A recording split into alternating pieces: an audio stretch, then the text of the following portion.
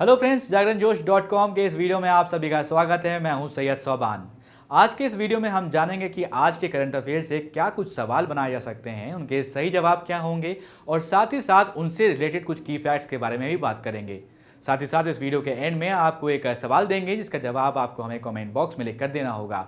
तो चलिए शुरू करते हैं पहले सवाल के साथ। सड़क परिवहन एवं राजमार्ग मंत्री जो हैं नितिन गडकरी साहब, उन्होंने 15 वर्ष से पुराने वाहनों को हटाने के लिए स्क्रैप नीति को किस तारीख से लागू करने की घोषणा करी है। इसका जो सही जवाब है तो वो है 1 अप्रैल 2022। तो ऑप्शन सी इसका सही जवाब है। आपको बता दें कि सड़क परिवहन एवं राजमार्ग मंत्री नितिन गडकरी ने ये कहा है कि भाई जो 15 वर्ष पुराने जो आपके वाहन होंगे उनको हटाया जाएगा, क्योंकि वो स्क्रैप नीति के उसके अंदर लाकर के इसको हटाना है और 1 अप्रैल 2022 से लागू करने की घोषणा की गई है। आपको बता दें कि साल 2019 जुलाई में सरकार ने इलेक्ट्रिक वाहनों को देश में बढ़ावा देने के लिए 15 साल से ज़्यादा जो भी पुराने वाहन होंगे उनको हटाने की अनुमति देने के लिए मोटर वाहन मानदंडों में संशोधन का प्रस्ताव किया था। अब बढ़ते हैं अपने अगले सवाल की तरफ। हाल ही में पुर्तगाल के आम चुनाव में कौन जीत दर्ज कर दूसरी बार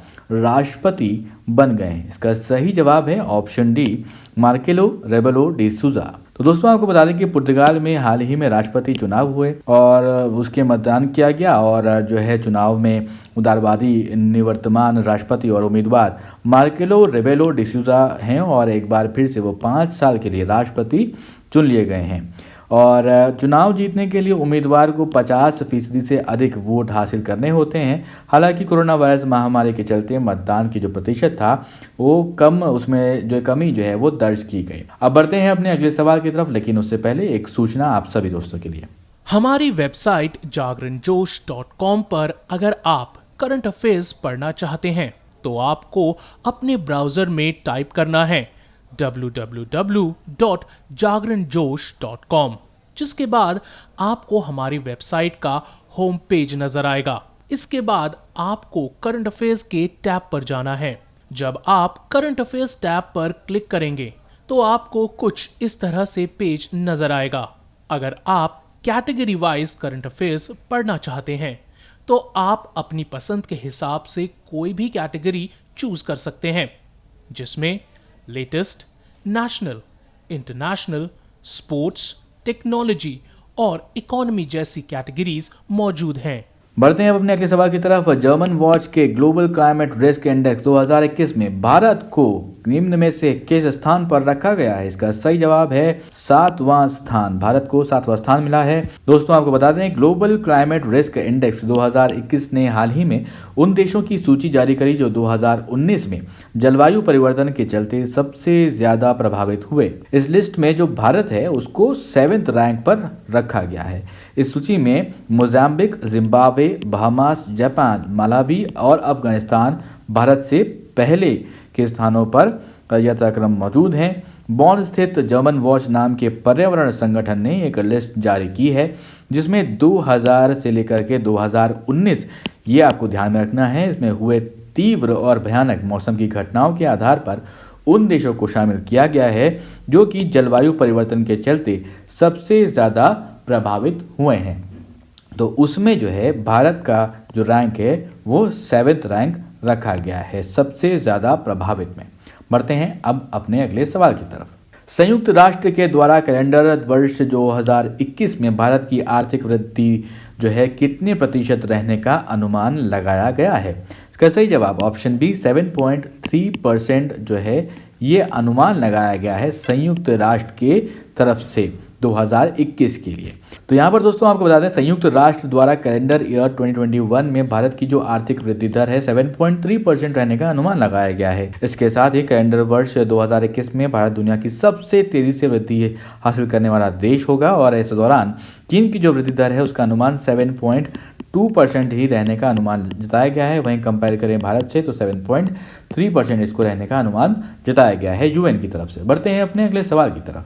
अंतर्राष्ट्रीय प्रलय स्मरण दिवस निम्न में से किस दिन मनाया जाता है। तो इसका सही जवाब ऑप्शन सी 27 जनवरी। दोस्तों आपको बता दें द्वितीय विश्व युद्ध के दौरान हुए प्रलय की त्रासदी की वर्षगांठ के लिए 2006 से हर वर्ष 27 जनवरी को होलोकॉस्ट के जो है पीड़ितों की याद में अंतर्राष्ट्रीय प्रलय स्मरण दिवस मनाया जाता है। अंतर्राष्ट्रीय प्रलय स्मरण दिवस 2021 के लिए जो टॉपिक है, विषय रखा गया है, वो है facing the aftermath, recovery and reconstitution after the Holocaust. और संयुक्त राष्ट्र ने जो है नाजी शासन के पीड़ितों के आधिकारिक स्मरणोत्सव के लिए एक तारीख के रूप में और दुनिया भर में प्रलय शिक्षा को बढ़ावा देने के लिए 2005 में ये दिन निर्धारित किया था। बढ़ते हैं अपने अगले सवाल की तरफ। मराठी के जाने माने उपन्यासकार नामदेव चंद्रभान कांबले को साहित्य में उनके योगदान के लिए किस पुरस्कार से सम्मानित किया गया है? इसका सही जवाब है ऑप्शन ए, पद्मश्री पुरस्कार। दोस्तों आपको बता दें कि मराठी के जाने माने उपन्यासकार नामदेव चंद्रभान कांबले को साहित्य में उनके योगदान के लिए पद्मश्री पुरस्कार से सम्मानित किया गया है। उन्हें इससे पहले साल 1995 में अपने उपन्यास राघवेल के लिए साहित्य अकादमी पुरस्कार मिला था। उन्होंने 8 उपन्यास, 2 कहानी संग्रह, 4 कविता संग्रह और 2 वैचारिक निबंध संग्रह लिखे हैं। हाल में उन्होंने जो है गांधी जी और बाबा साहेब अम्बेडकर की विचारधारा पर आधारित एक पुस्तक भी लिखी थी। दोस्तों बढ़ते हैं अब अपने अगले सवाल की तरफ। तो सवाल ये है, आपको बताना है कि हाल ही में केंद्रीय जनजातीय कार्यक्रम ने प्रवासी श्रमिकों के राज्य और राष्ट्रीय स्तर के कार्यक्रमों के निर्माण की सुचारू बनाने के लिए किस राष्ट्रीय प्रवासन सहायता पोर्टल की शुरुआत की है? इसका सही जवाब ऑप्शन बी, श्रम शक्ति। दोस्तों आपको बता दें, हाल ही में केंद्रीय जनजातीय कार्य मंत्रालय ने प्रवासी श्रमिकों के लिए राज्य और राष्ट्रीय स्तर पर के जो है कार्यक्रमों के निर्माण को सुचारू बनाने के लिए एक राष्ट्रीय प्रवासन सहायता पोर्टल, जिसका नाम है क्या, श्रम शक्ति, उसको शुरू किया है। इस पोर्टल की शुरुआत आदिवासी प्रवासी श्रमिकों से संबंधित डेटा एकत्र करने और उस डेटा को मौजूदा कल्याणकारी योजनाओं से जोड़ने के लिए की गई है। यह पोर्टल प्रवासी श्रमिकों को आत्मनिर्भर भारत के तहत मौजूदा कल्याण योजनाओं से जुड़ने का अवसर प्रदान करेगा। अब दोस्तों वो सवाल जिसका जवाब हमने आपसे पिछले वीडियो में पूछा था। अमेरिका में बाइडेन प्रशासन ने निम्न में से किस भारतवंशी को चीफ ऑफ स्टाफ के पद पर नियुक्त किया है? इसका सही जवाब ऑप्शन ए, तारक शाह।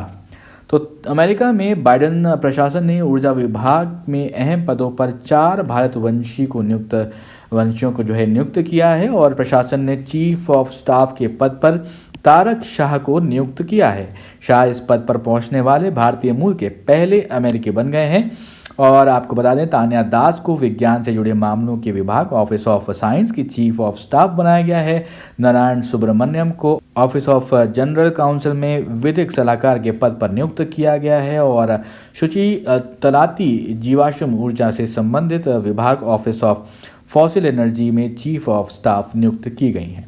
अब दोस्तों एक सवाल आपके लिए, जिसका जवाब आपको हमें कमेंट बॉक्स में लिख कर देना है। सवाल है कि हाल ही में किस राज्य सरकार ने एक ऑनलाइन कार्यक्रम के माध्यम से जेल पर्यटन पहल की शुरुआत करी है? आपके ऑप्शंस बिहार, पंजाब, राजस्थान या फिर महाराष्ट्र। अपने जवाब आप कमेंट बॉक्स में लिखकर बताएं। अगर ये वीडियो आपको पसंद आया हो तो इस वीडियो को लाइक करें, इस वीडियो को ज़रूर अपने दोस्तों के साथ भी शेयर करें।